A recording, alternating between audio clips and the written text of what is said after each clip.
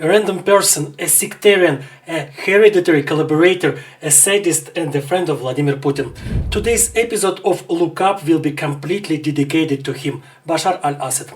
I remind you that my name is Yuri Matsarsky and I am one of the anchors of this project. So al-Assad, a man who has been in charge of the Syrian Arab Republic for more than 20 years now, at the head of which he turned out to be quite by accident. Bashar inherited the presidency from his father Hafez, but initially it was not him who was supposed to be the heir, but his older brother Basil.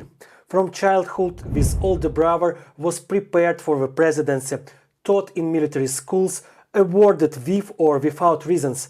Basil had to get used to the fact that everyone around him should obey him, and he himself was obliged to become commander-in-chief not only of the Syrian army but of the whole Syrian nation. However, Basil died before his father. He crashed in the early morning on the way to Damascus airport in his sports car. And when the al-Assad family remembered Basil's younger brother, Bashar, who had lived in the United Kingdom for a long time, had his own ophthalmic practice and did not show any political ambitions. But there was nowhere to go.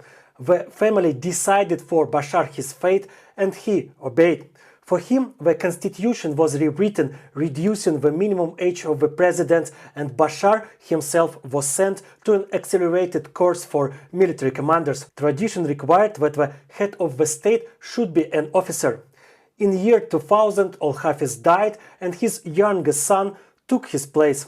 This is how a random person ended up at the head of the entire nation, numbering 20 million people before the start of the last war. It is curious that the al-Assads belong to one of the smallest national religious minorities in Syria. They are Alawites, followers of a secret religion heavily mixed with Shia Islam, Zoroastrianism, Neoplatonism and ancient Middle Eastern cults. No one can become an Alawite by conversion. The person can only be born in Alawite family to be the Alawite. Alawite believe in the transmigration of souls and in their own exclusivity.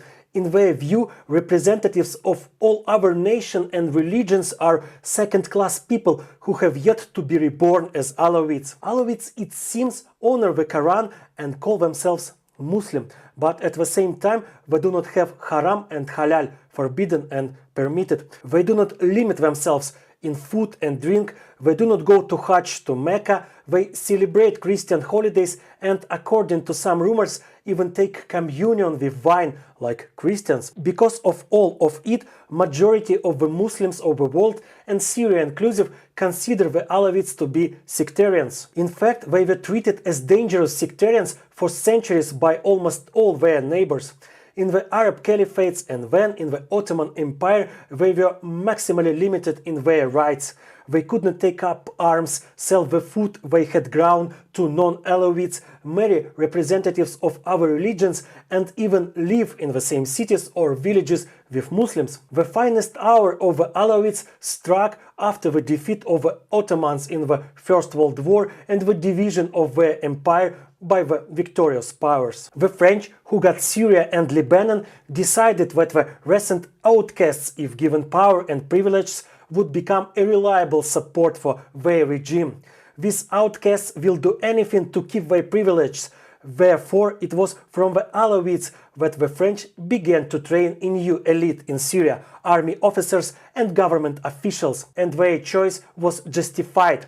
Fearing the return of the old order, the Alawites were loyal allies of the occupation administration. The Alawites, under the rule of France, even had their own state, separate from the rest of Syria.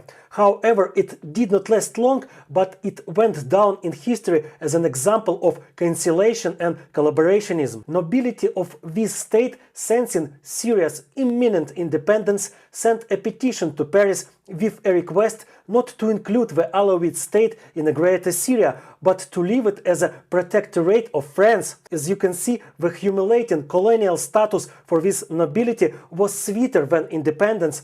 It is curious that one of the signatories of this letter was the grandfather of Bashar al-Assad, Suleiman. The Alawite territories nevertheless became part of independent Syria, but the seat of the Alawite peculiarity sown by the colonial authorities, very soon gave its fruits. Even after the departure of French from the Middle East, Alawites, who in Syria do not exceed 8% of the population, remained disproportionately large in the army and in military schools. The young state turned out to be not very stable, and one of the Alawites trained and raised by the French, the same Hafiz Assad, after a whole series of coups, got the full power into his own hands. Under him, a non-Alawite could appear in the government or in the general staff only by chance, or because of the need to demonstrate equality that does not actually exist. When Bashar al-Assad became president in year 2000, non-Alawites in power could be counted on the fingers of one hand. The majority of the country's population was deprived of the opportunity to build a military or political career. The parliament played a decorative role, and the local authorities themselves did not decide anything, completely focusing on guidance from the capital city of Damascus. In such a situation, an explosion of popular discontent was a matter of time, and the time came in 2011, when a wave of protests, now known as the Arab Spring, swept through the Middle East and North Africa. How did al-Assad respond to the Arab Spring? With torture and execution of peaceful protesters, extrajudicial killings of their relatives, terror and blackmail.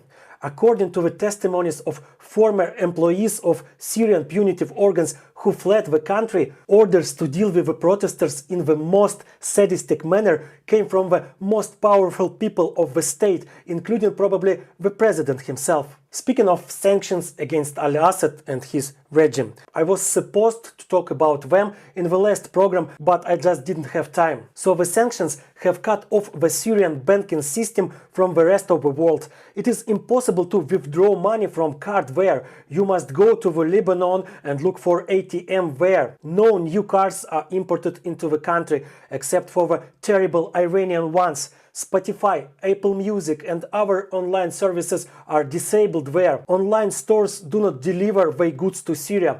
Because of all of this, Bashar and his family members got virtual doubles. He himself is registered in several online services under a non-existent name in order to continue watching movies and listening to music. And his wife receives parcels with outfits from Amazon in the name of a certain resident of Lebanese Beirut. These parcels are then brought to Damascus by al-Assad's servants. At the very beginning of the war in Syria, I managed to visit al-Assad. It was an ordinary journalistic task to come to the head of the state and interview him. But in addition to the interview, I also brought such a thing from a trip. Just a second. Just a second. Here it is. I'll show it. It's a chest in which there were oriental sweets. This chest is a gift from al-Assad. I think to give it to my daughter, maybe it will become no less valuable thing than items that belonged to Hitler, Mussolini or other famous maniacs. Well, about other maniacs. Al-Assad makes no secret of his warm feelings for Putin. On the contrary, he emphasizes them in every possible way. And the point is not only that he's a weakling and a hand-packed, although this is also the case. Everything is somewhat more complicated here. And Ukraine has a direct relation to this strange friendship of two maniacs, but I will talk about this next time.